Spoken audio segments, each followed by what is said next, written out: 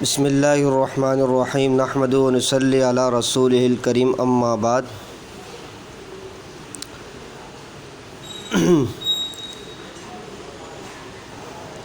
گزشتہ اسباق امید ہے کہ سب کو اچھی طرح سمجھ میں آ گئے ہوں گے۔ اگر کسی کو کوئی بات تشنگی رہ گئی ہو، بات سمجھ میں نہ آئی ہو تو گروپ میں اس کو پوچھ لیا کریں، چونکہ آگے سارے ابواب وہ سمجھنے سے تعلق رکھتے ہیں، جس میں نسب، یہ تصحیح کا باب ہے، رد ہے، یہ چند ابواب رہ گئے، باقی سارے سمجھنے سے تعلق رکھتے ہیں۔ اگر کوئی اور تجویز آپ کے ذہن میں ہو کہ اس طرح ہمیں سمجھایا جائے تو وہ طریقہ بھی انشاءاللہ اختیار کر لیا جائے گا۔ جدید ذرائع میں ہر طرح کی ٹیکنالوجی موجود ہے اور ہر طرح کی ایپس موجود ہے جن سے مدد حاصل کی جا سکتی ہے۔ بہرحال آج جو ہمارا سبق ہے وہ تصحیح کے متعلق ہے، لیکن چونکہ تصحیح کے باب میں چند چیزوں کو دیکھا جاتا ہے اور ان چیزوں کو اگر اچھی طرح سمجھ لیا جائے تو پورے باب کو سمجھنا ہمارے لیے آسان ہو جائے گا۔ میں کوشش یہ کروں گا کہ اصطلاحی الفاظ سے ہٹ کر اپنے آسان الفاظ سے میں سمجھانے کی کوشش کروں، تو اس سے انشاءاللہ امید ہے کہ بات اچھی طرح سمجھ میں آ جائے گی۔ باقی ہماری دعا بھی ہے کہ اللہ تعالیٰ آپ کے ساتھ آسانی والا معاملہ فرمائے اور آپ کے ذہنوں کو اللہ تعالیٰ کھول دے۔ بہرحال یہ ہم شروع کرتے ہیں باب النسب، یعنی ایک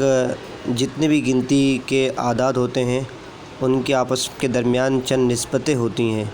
ان نسبتوں کو سمجھنا نہایت ضروری ہے۔ جیسا کہ ہم یہاں سے آپ کرسر کا نشان دیکھ رہے ہیں، یہ یہاں سے میں پڑھتا جاؤں گا اور ساتھ میں سمجھاتا جاؤں گا۔ امید ہے کہ آپ انشاءاللہ اس پر نظر رکھیں گے تو فائدہ ہو جائے گا۔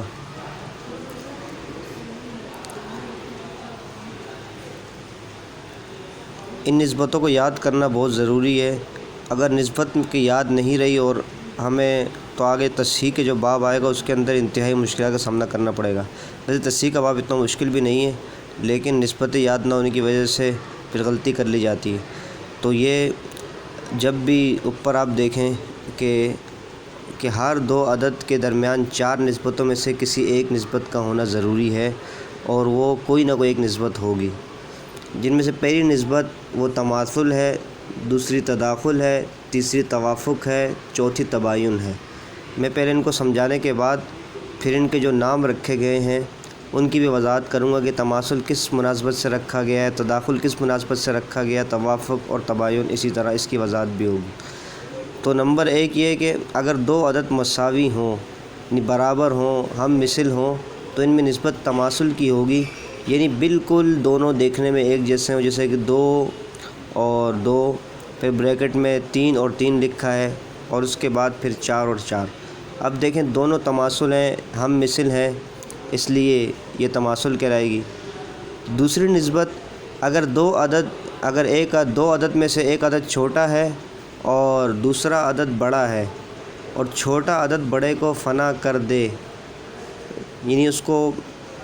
ضرب دیتے جائیں تو ختم کر دے، تو ان میں نسبت تداخل کی ہوگی۔ جیسا کہ 4 اور 8 ہے،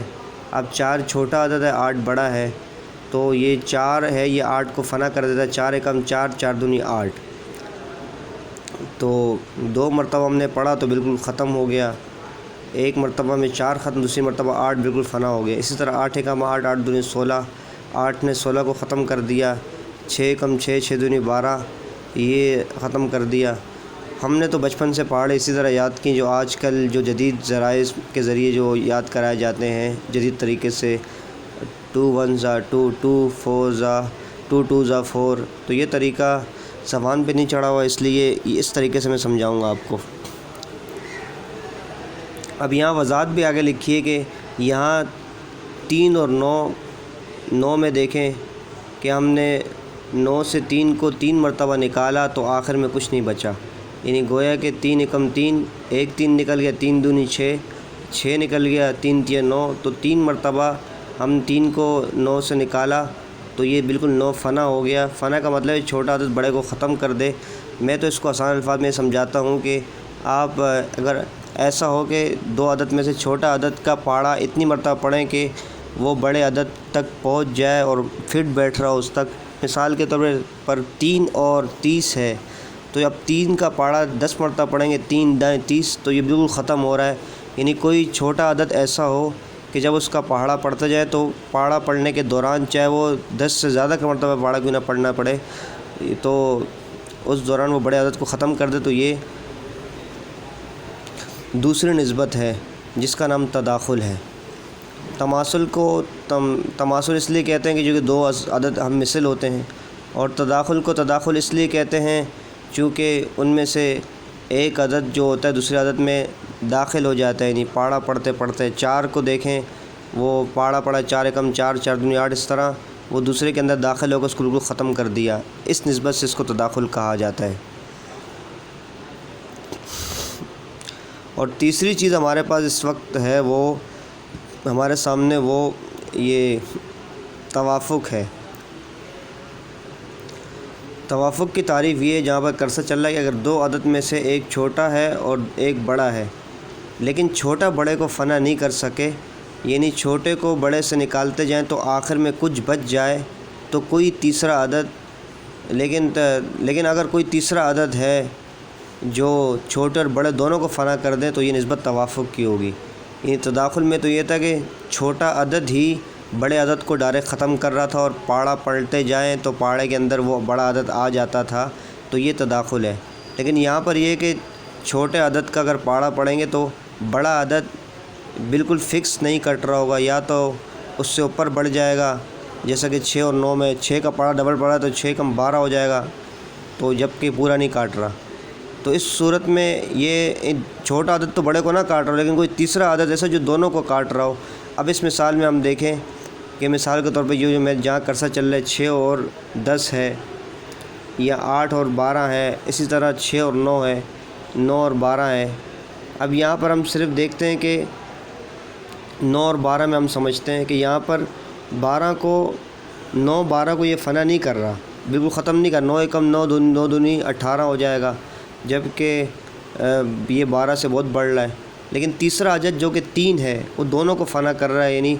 3 کا پاڑا اگر 3 مرتبہ پڑھیں گے 3 × 3 3 دونی 6 3 × 9 تو یہ 9 ختم ہو گیا، اور اگر 4 مرتبہ پڑھا 3 × 4 12 تو 12 ختم ہو گیا۔ جبکہ تداخل میں یہ ہو رہا تھا کہ چھوٹا عدد ڈائریکٹ ختم کر رہا تھا، اس کو فنا کر رہا تھا۔ فنا کرنے کا مطلب جو یہاں لکھا وہ یہ ہے کہ بڑے عدد سے چھوٹے عدد کو نکالتے جائیں تو آخر میں کچھ نہ بچے، اور یہاں فنا نہیں ہو رہا تھا، یعنی یا تو نکالنے کے بعد کچھ بچ رہا تھا، یا پھر بہت زیادہ اگر چھوٹے عدد کو بڑے سے نکالیں گے تو پورا فٹ نہیں بیٹھ رہا، یعنی کچھ بچ جاتا ہے۔ تو لیکن توافق میں ہوتا ہے کہ تیسرا عدد وہ دونوں کو ختم کر دیتا ہے۔ تو خلاصہ کا تماثل یہ ہوتا ہے کہ دو حرف بالکل دو عدد ایک جیسے ہوتے ہیں، جبکہ تداخل کے اندر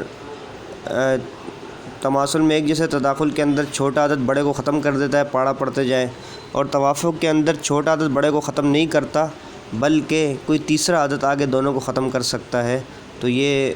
توافق ہوگا۔ اور چوتھا تو بہت ہی آسان ہے، وہ یہ کہ اگر ایک عدد چھوٹا اور دوسرا بڑا ہے، اور چھوٹا بڑے کو فنا بھی نہ کرے اور کوئی تیسرا عدد بھی دونوں کو فنا نہ کرے، تو یہ نسبت تباین جو کہ جیسا کہ 2 اور 3۔ اب دیکھیں 2 3 کو بالکل ختم نہیں کر رہا، 2 3 میں سے 2 نکالیں گے تو 1 بچ جائے گا، اور اسی طرح کوئی تیسرا عدد بھی دونوں کو ایک ساتھ نہیں کر رہا۔ اگر دیکھا جائے تو 2 کو یا 2 کرے گا، 3 کو 3 کرے گا، ایسا نہیں کہ 2 کو بھی کرے اور 2 3 کو بھی کرے، ایسا فنا اور ختم نہیں کر سکتا۔ اسی طرح 3 اور 5 میں دیکھیں، یعنی جہاں پر چھوٹا عدد بڑے کو بھی ختم نہ کرے اور دونوں عدد ایک جیسے بھی نہ ہو، اور کوئی تیسرا عدد بھی ان دونوں کو ایک ساتھ ختم نہ کر سکے ایک وقت میں، تو یہ ہے تباین۔ اور عام طور پہ زیادہ تر ہمارے تجربے کے مطابق توافق یا تباین کی یہ بہت زیادہ تصحیح کے اندر یہ کام آتے ہیں۔ اب یہاں انہوں نے سمجھانے کہ جہاں میرا کرسر چل رہا ہے، اب دیکھیں یہاں پر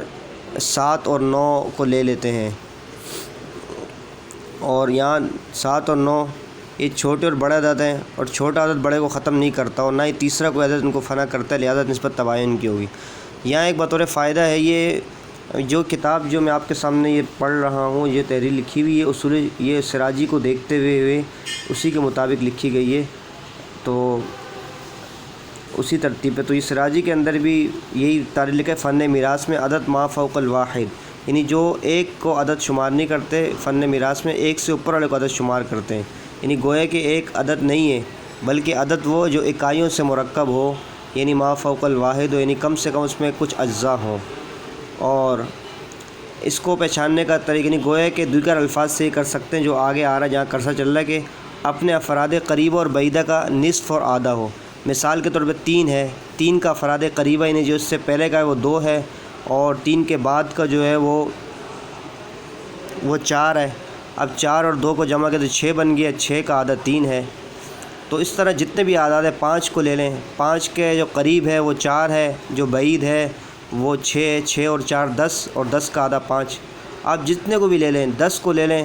10 کے قریب 9 ہے، 10 کے بعد 11 ہے، 9 اور 11 20، 20 کا آدھا 10۔ تو یہ عدد کی تعریف گویا کہ یہ ہے کہ جو اپنے افراد قریب اور بعیدہ سے ملنے کے بعد جو آدھا وہ ہے، جبکہ جو 1 ہے اس کے ماقابل کچھ ہے ہی نہیں، اور جبکہ اس کے مابعد 2 ہے تو وہ اپنے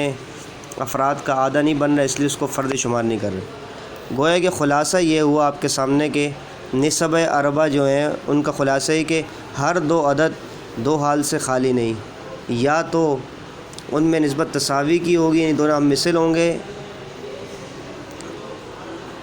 یا کم و بیش ہوں گے۔ اگر دونوں مساوی ہوں تو نسبت تماثل کی ہوگی، جیسا کہ 2 اور 2۔ اگر کم و بیش ہو تو پھر 2 حال سے خالی نہیں، چھوٹا عدد بڑے کو فنا کرے گا یا نہیں، اگر کرے گا تو نسبت تداخل کی ہے، اور اگر فنا نہ کرے تو پھر 2 حال سے خالی نہیں، کوئی تیسرا عدد ان کو فنا کرے گا یا نہیں، اگر کرے گا تو نسبت توافق کی ہوگی جیسے کہ 4 اور 10، اور اگر فنا نہ کرے تو نسبت تباین کی ہوگی جیسا کہ 5 اور 7۔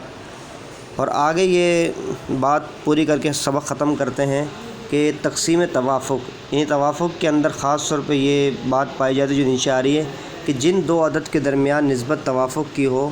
اور ان کا عدد منفی یعنی فنا کرنے والا عدد اگر 2 ہے، یعنی جو توافق میں چونکہ کوئی تیسرا عدد فنا کرتا ہے تو اگر تیسرا عدد 2 ہے تو اس کو توافق